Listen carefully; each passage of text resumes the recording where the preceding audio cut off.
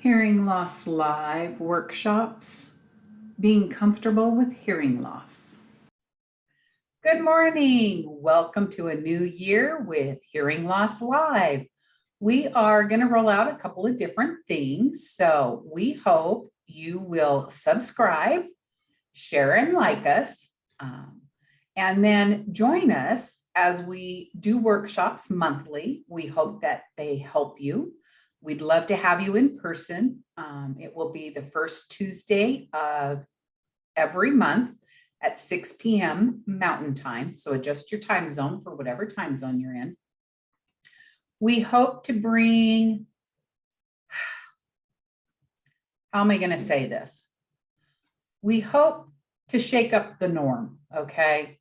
We want to move back to grassroots necessary needs that both people new to hearing loss, those who have hearing loss but have forgotten, and all of their hearing partners, whether you know somebody with hearing loss or you're new to it. So I'm including coworkers, family members, employers, businesses, small and large. There's something you're going to get from our monthly workshops. We're changing it out a little bit. So this workshop and following workshops will be available for free for a small period of time. And then you can have full access, including a journal type worksheet if you like to journal, and some other stuff on our Buy Me a Coffee. We will have more about that as we continue into the year. If you like to participate with others, we hope you come to the workshops live, where we will roll out a different theme each month, talk about it with other individuals in our hearing loss community. Bring your hearing partners. Let's get in the know, right? So it's January. I don't even know the date anymore. It's January 2023. And we are going to talk about being comfortable with your hearing loss. We have some ideas. Our workshops are based on our experiences, our personal experiences, our group experiences with our support groups that we both participate with. And some of it is going to come from our years with services to Sanderson Center Division of Services to the Deaf and Hard of Hearing, whatever it's called. It's different for each state, that we've seen through the years, right? So Shelley, go ahead and get us started, because of course I'm filming, so I don't have my notes up. And we all know I will go off somewhere into the great abyss if I don't stay on track, right? Do we ever really totally stay on track? I don't think we do. This giving presentations was part of my favorite part of my job in the past with the Sanderson Center, and arranging for other people to come in. That this week it's just Julia, or this month it's Julia and I. Next month, we're bringing back our friend Gloria Pelletier to discuss another emotional aspect of hearing loss with you. So stay tuned for that. The blog will come out on January 26th for that one. And then the first Tuesday of every month will be a workshop now. So this one is being comfortable with your hearing loss. And, this was a hard one to think about a little bit. What does it mean? And like so many of us hate it. I'm sure you read on the blog, or if you haven't, go back to the blog and read it, how much trouble I had with not accepting and being comfortable with my hearing loss, because I had an ex-husband who used it against me. So I thought, everybody's going to do that to me. And I found out it wasn't so. So I changed my thinking patterns a little bit and became more comfortable with my hearing loss. And I know people are asking me what that means. And it really means a bunch of different things. So for me, I want to be comfortable in life with and without my hearing aids. That's another aspect of it, because, after the one husband helped me become more comfortable with hearing loss, I was fine, I was there. But another aspect of it is I was wanting to be good in life with and without hearing aids.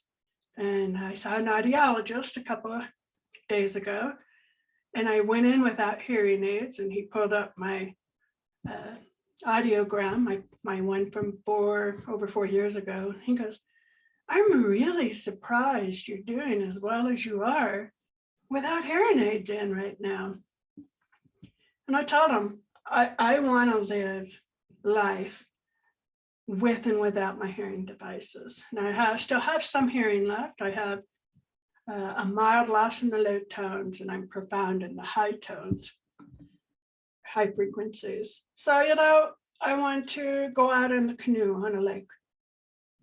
I don't necessarily want to take my hearing aids with me, because you know how expensive those things are.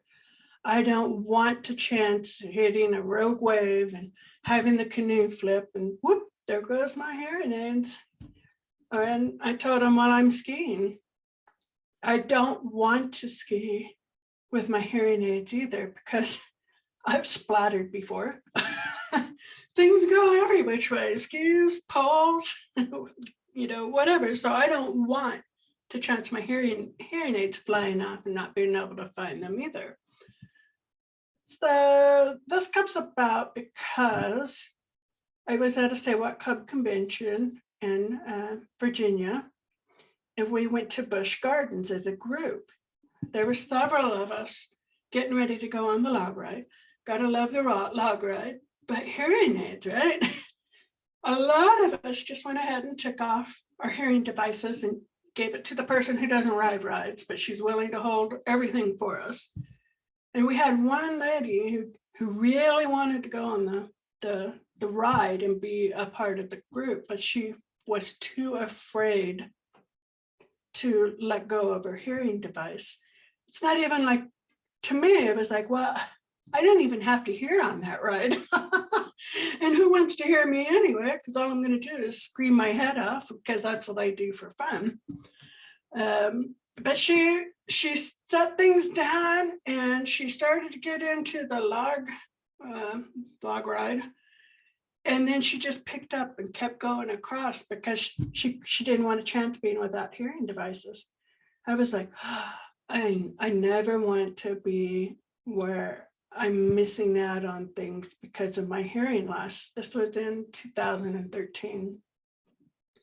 So that's when I actively started seeking out how to live my life without hearing aids as much. I like my hearing aids. Lip reading is less work with hearing aids.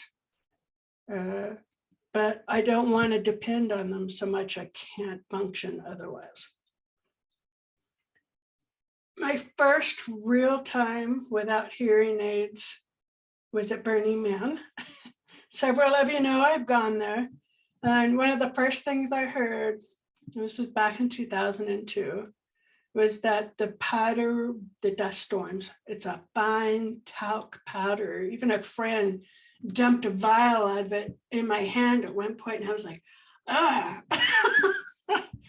And she kind of flung it around, and I was like, oh man, that would get in my hearing aids and it caused major issues.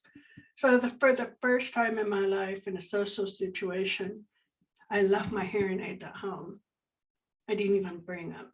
I didn't want to chance them getting dusty, stolen. Not that happens there a lot, but I'm protective of my hearing aids, because as you can tell. And I kind of feared what would happen. It was dark at night and people were not always in the light. And I thought,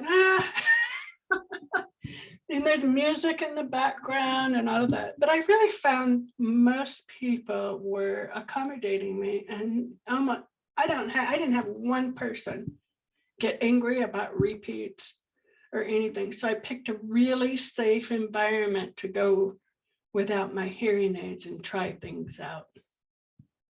Julia? Well, it is a good environment because let's be honest, those who without hearing loss, those that are hearing partners at that event aren't hearing any better than you are probably at some point, right? So they need the repeats as well. That's part of learning how to be comfortable, is knowing that. I feel bad sometimes because I think I have such an advantage on others that I've watched over the years, as a hearing partner.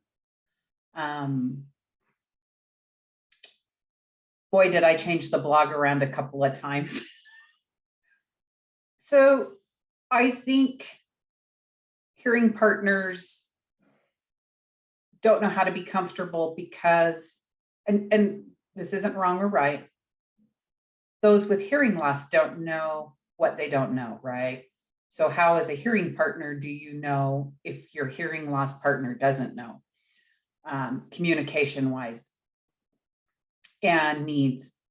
I've watched over and over people be frustrated because they say, just go get a hearing aid and it will be normal again, and it's not.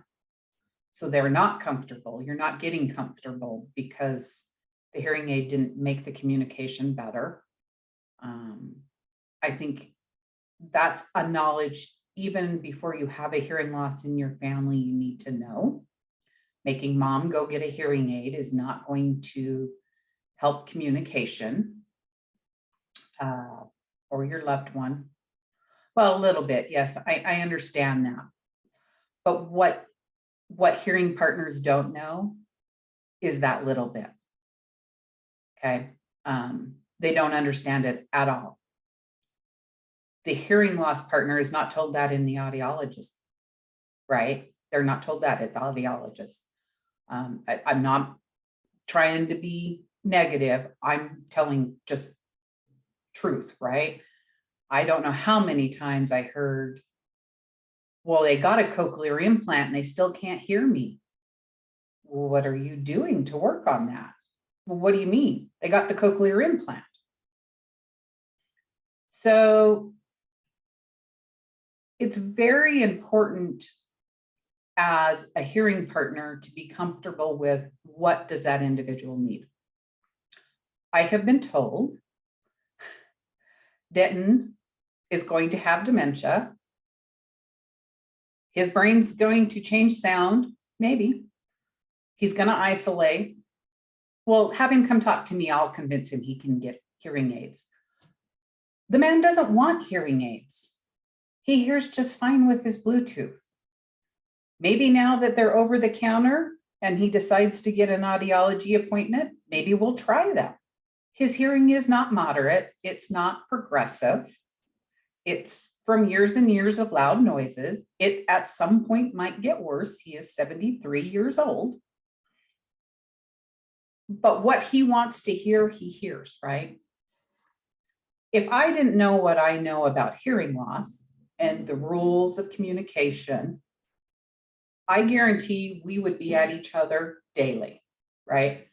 I guarantee I would have been seeking out dementia help because sometimes he's so off the wall with how he responds. I know if I'm talking to him with the water running in the kitchen and he says, "What did you say?"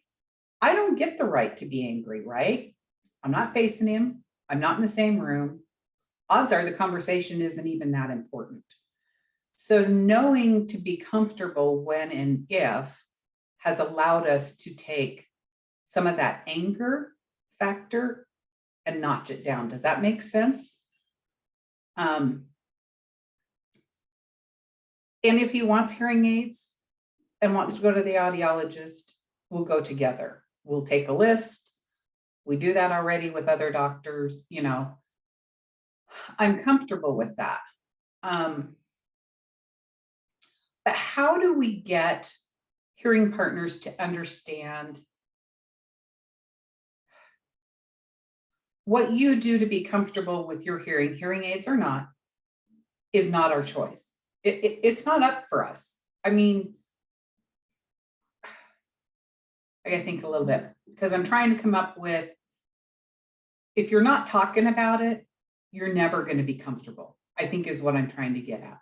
If you are not talking together about, hey, I really can't hear this and I'd like to, and the hearing partner isn't saying, what can we do to make that happen? Do we write it down and talk to the audiologist?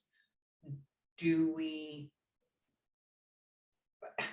that make sense? I'm not saying it's perfect. I'm not. But I do think you need to take out, how long have you been married? And what is hearing loss? Because I think the two get lost in a marriage situation. And I think children get frustrated with their parents in general, right? Taking care of mom and dad. And so those are two aspects I would like to figure out. I don't know, help those who really want to be comfortable with hearing loss. Again, I went off the rails, so. Yeah, hearing people, I see discomfort with hearing people in that, did they hear that right? Or did they hear it not? Not right. Is it, the questioning glance, and then it's our slow response sometimes, and getting used to things. And Julia's called this the wait for it thing, to let them process the information and then be able to answer. So I see that as one of the uncomfort zones. And I had to lean out of the picture. I am so comfortable with my hearing loss now that I went ahead and bought me a yellow safety vest that says deaf on the back. And I just got it. I opened it today. I was excited. I want to see if this helps me when I'm skiing. And because people yell out things behind me when I'm skiing, hiking, and biking, and I never hear it. So these are the 3 places I'm going to try it. I'll keep you all updated on how that goes. And that brings up another comfort level for people. Does that make us vulnerable? So for some people, this is uncomfortable, but for me, I don't think it will be.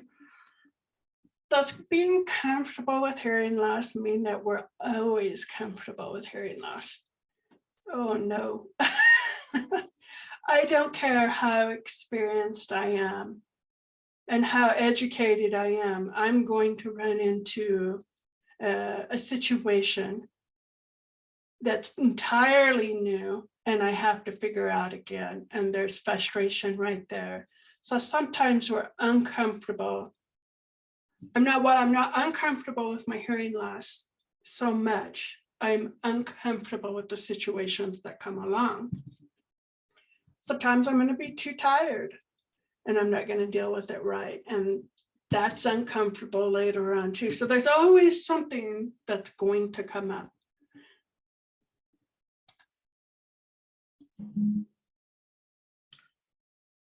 Well, this is where employers and employment can be uncomfortable, right? And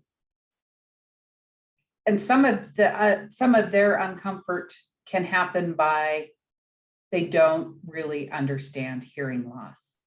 They understand deaf culture. I think that's well taught in a supervisory position, but they are not taught the different levels of hearing loss. So they make assumptions that make the situation uncomfortable, right? So those situations can be tricky, but if you know more about hearing loss as an employer, you don't fall into that. You get better with the what does that look like for you moments that we have in a human resource situation.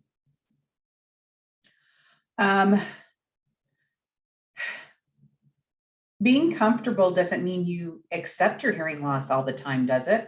Maybe you don't accept it at all, but are you comfortable? I have that question, and I think that's a personal answering question. I don't know if you and I can answer that, but does being comfortable with your hearing loss mean you stop accepting the way you hear? Can you continue to look to have as perfect hearing as you want and still be comfortable? I don't know. I don't know how that looks. I think that's a good question though.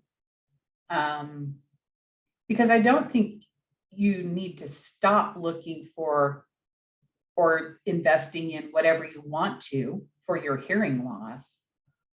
But you can be comfortable with those days that you have to take the hearing aids out because you don't want them broken or you don't want the extra dirt. Is there a way to do both? I don't know. I don't know the answer to that. I would hope the answer is yes. You can keep looking and at the same time still be able to say, I'm done today. I need to take these off and this is how we're going to communicate for the rest of the evening.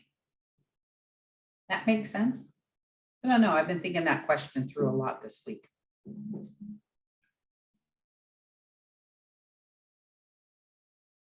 And can we be comfortable with our hearing aids?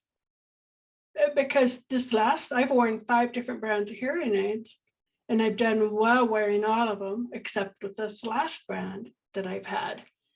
I don't like it. I should have returned it because I wasn't good with it to begin with and swapped out for a different brand. But I have another friend who loved that hearing aid. Same exact hearing aid, same time as I got mine, and she loved it. So it's different for everybody, but you have to find the sound that works for you. And they all have different sound processors. So, okay. I used to hate my hearing loss.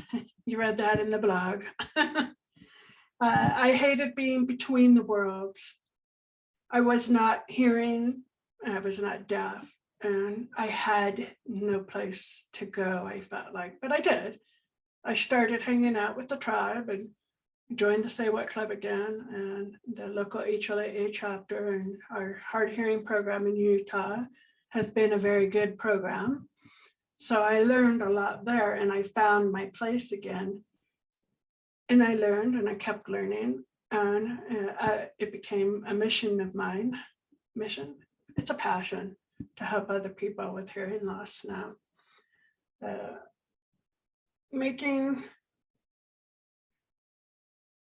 Since I've learned about accommodations, I became a lot more comfortable with my hearing loss. I know what to request, what will work where and how. So I always feel like I have these options, and that helped me to be more comfortable as well. Here's the next part. What's that saying? That we are only as sick as the secrets we keep. I thought, well, hiding my hearing loss was something I had to do, but it actually gave me more anxiety than anything. And faking it and bluffing constantly is hard work, and people didn't know what the heck to think of me. And she just, damn, and what is that off the wall answer? And why does she keep walking past me at the store? So this is our next part, and I'm going to turn it back to Julia now. No? I don't know what it is. We're at almost 30 minutes. So okay. What's the next part? This is that you were going to say something about your family will misdiagnose you. Oh, bluffing leads to a whole bunch of problems, right? Even when you know better, right? I don't know what this has to do with being comfortable. I've kind of lost my train of thought. Sorry.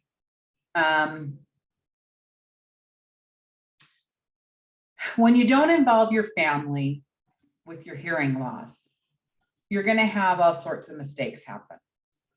And I'm kind of referring to the mom situation, maybe, you know, mom or dad are starting to get old and that's why they're acting the way they are. Is it? Is it not? Oh, there's some dementia, maybe. I think that people automatically go there instead of checking all of the availabilities.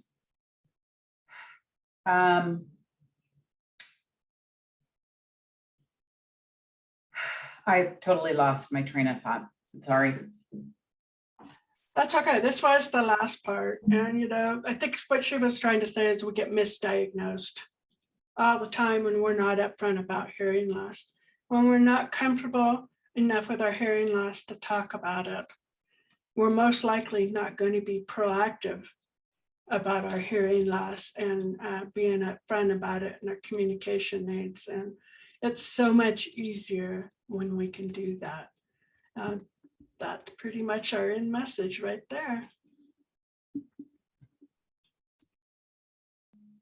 I think my thought process, the reason I came up with this had to do with, how do you know it's not dementia?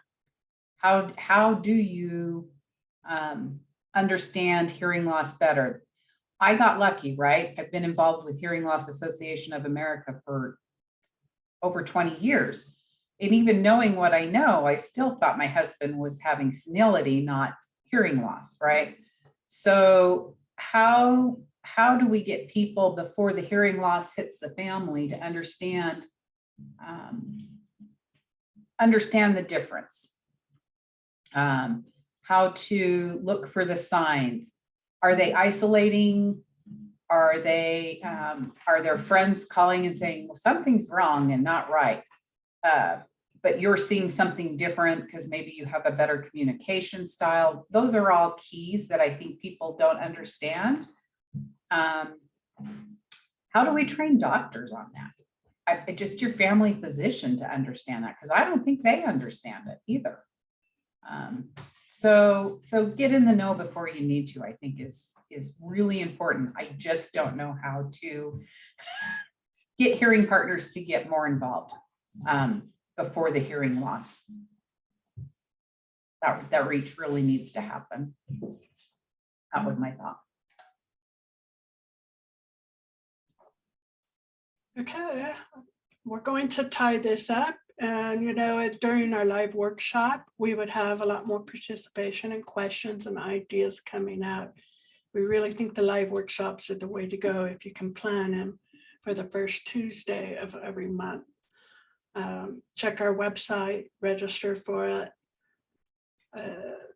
And I think that's our conclusion. Thank you for joining us on video. Make sure you share with those around you that might need to learn more about signs of hearing loss. We hope you join us in person. We always like to meet our community and help them as best possible and bring a hearing partner with you. But we also know there are folks who are still trying to navigate this alone for whatever reason, and that's okay too. This will be up for about a week, and then it will move over to our Buy Me a Coffee, where we'll have some journaling workshops to go with it and some other items. Please watch for that to roll out. I've got the website, of course, down here at the bottom. So look forward to seeing you next time. Bye.